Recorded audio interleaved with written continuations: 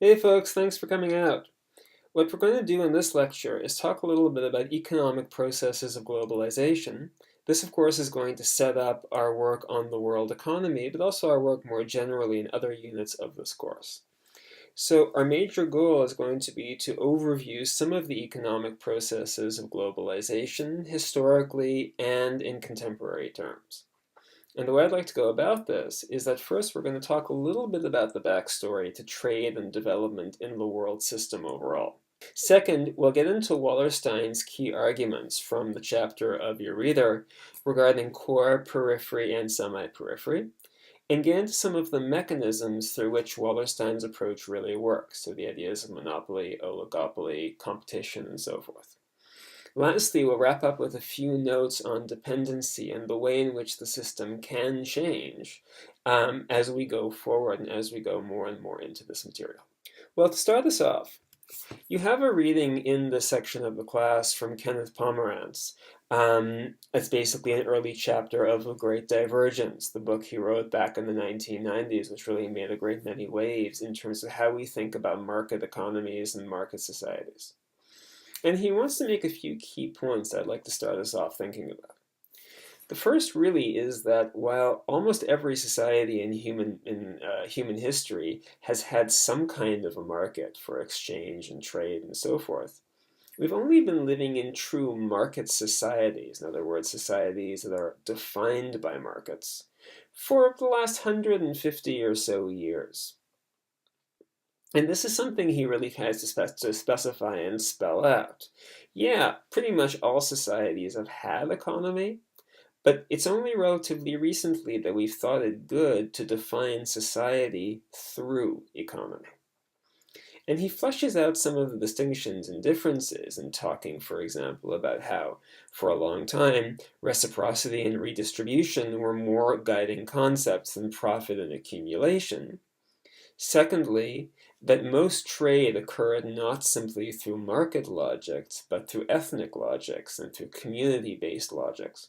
Ethnic networks, for example, were very common, not because they made sense in strictly economic terms, but because they were functional ways of protecting and advancing a given social order. And third, the trade networks weren't just really there to accumulate more wealth. They were there as protectors of existing social structures and social hierarchies. So the move to a true marketplace society or a true market society, a society in which the society as a whole is defined through its relationship to the free market, is relatively recent. And just to use Lechner's chapter in your reader as a guiding post here, this more or less corresponds to the second wave of globalization. Now, the idea here is not that this is not all necessarily good or that it's all necessarily bad, but that defining society through the market has a whole series of consequences and implications that people are only becoming conscious of and aware of in lots of ways even today. And this has attracted more and more critical scrutiny through Pomerantz's own works. The book has been reissued a number of times. Through the work of the Hungarian sociologist Karl Polanyi, whose image you see in black and white at the bottom of the slide, and even economists like Thomas Piketty, whose book Capital in the 21st Century has gotten a lot of press precisely because it gets into some of the paradoxes and implications of what it means to live in a market society today. And to use one easy example of this, and as I'm a geographer, I tend to focus on issues of land and space and territory. If you look at the question of homelessness, and you look at the way in which homelessness is governed and is framed, well, for all intents and purposes, we treat land and we treat property like a commodity. Land, along with labor and capital, is one of the factors of production. You have it there roughly at the middle of the slide. But of course, land is also the context for people's lives. People have to live somewhere. So we frame land, we frame space as something to be bought and sold, and then it creates all of these complex outcomes and consequences for homeless people, for displaced and marginalized populations, and so on and so forth. And then there are other implications of this as well. For example, in the case of gated communities, where it's been demonstrated in many studies that gating a community basically makes outlying neighborhoods poorer than they would otherwise be without the gates being installed in the first place. Well, the right to gate a community is a very market-based way of thinking about space and thinking about property. And of course, there are other social and cultural ways of thinking about space and property that therefore get ignored or pushed aside. I could go on for a while about universities and the transformation of the university into a tool of the marketplace, but I think you get the broader idea here and the broader implications. Now, none of this, to be really clear, is to say that governments never destroy or harm society, or that governments are always innocent of any harm they might cause. Obviously, that's not the case.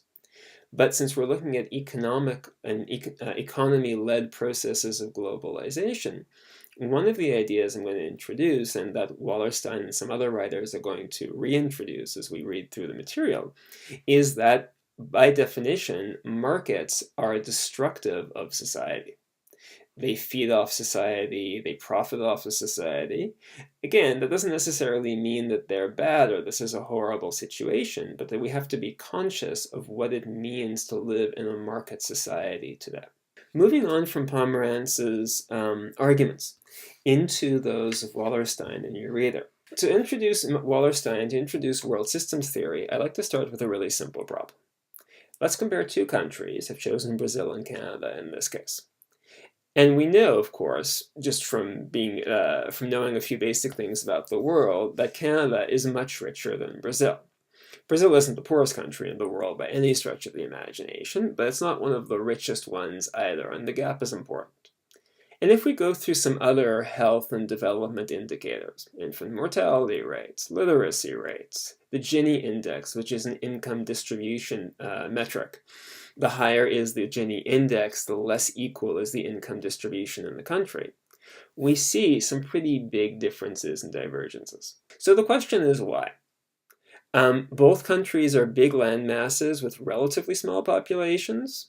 Both populations are concentrated in a few select areas of the country rather than throughout the territory. They're both ex-colonies, and so on and so forth. So for Wallerstein, the problem with this comparison is that we're looking at this on a country-by-country basis. What we need to do is understand the position of Brazil and Canada within the world system, and this is exactly what we're going to start to do next.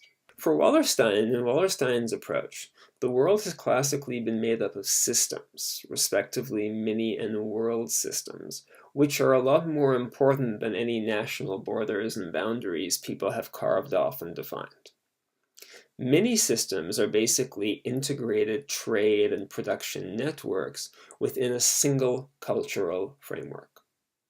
They existed for long periods of human history, and really, for all intents and purposes, don't exist today anymore, and haven't for the last 100 years or so. The reason for this, Wallerstein argues, is that for the last 150 years, of course, we've been living in a world economy and within a world system, defined by a global division of labor, in other words, labor being partitioned all around the world, constant accumulation for more and more and more growth, more profit, and so forth. And in theory, respect for free markets, but that doesn't always quite work out in practice, and I'll explain what I mean by that. Wallerstein looks at the longer historical picture in building up to this point in history with the world economy, the triangular system of trade, which enriched Europe at the expense of Africa and North America and the Caribbean, being one example of this, where you have a clear pattern of exploitation in the form of the slave trade, and then in the form of the use of slave labor to manufacture commodities in the Americas. And this is part of the broader prehistory of the world economy and this sort of working up to this point where we have a truly integrated world economy on the global scale. However, moving more into the contemporary picture, these processes lead us with a world that is less defined by national borders, but by the concepts of core, periphery, and semi-periphery. Core economic processes, and Wallerstein spells this out pretty clearly in your text, are the uncompetitive ones. And what I mean by uncompetitive here is that they function within industries for which competition is basically controlled. Leading edge industries, high tech, pharmaceuticals, things like this, don't face, according to Wallerstein, true free market competition. As a result, they are free to innovate, to charge higher prices, and so on and so forth. Peripheral countries and peripheral places are defined by the fact that they have peripheral economic processes. In other words, economic processes where there is lots of competition. The textile industry is a fairly good example of this. The skills are available, lots of people know how to sew, and fact remains that it's pretty unlikely for any one manufacturer, any one supplier to be able to dictate the rules of the industry as a whole. As a result, those processes are peripheral. The core doesn't face true market conditions. The key industries in core countries basically control competition, generating either monopolies, in other words, the rule of the one, or the domination of the single firm, let's say, or more realistically, oligopolies, the rule of the few. In peripheral places and with peripheral economic processes, that kind of concentration isn't possible. And facing competition over price, those kinds of economic processes are less able to act as motors for development and motors for a country's advancement. And we're going to talk about the semi-periphery just here in a little minute, just a little bit. Well, how does this actually work? Well, if we look at something like intellectual property law, this is really interesting because we see all of these tactics through which countries basically use their advantage and use their position within IP law in order to force competitors out of the marketplace. Amazon's probably the most notorious example, where they use the buy now with one click feature, claiming it was their intellectual property, and used it to force other online resellers and other online sellers out of business, establishing themselves in the marketplace for many years, until it was determined that, lo and behold, until it was determined that, lo and behold, they didn't really hold the patent on this. Somebody else had, so to speak, gotten there first. But by then, most of Amazon's would-be competitors were defunct. Wallerstein's argument is that this is not strange or exceptional, it's actually normal.